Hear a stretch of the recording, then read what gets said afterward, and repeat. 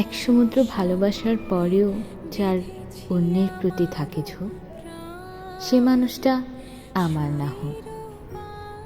আমার আমিটাকে প্রিয় না করে অন্যের সাথে তুলনা করে অনবরত থাকে যার মুখ, সে মানুষটা আমার না হোক।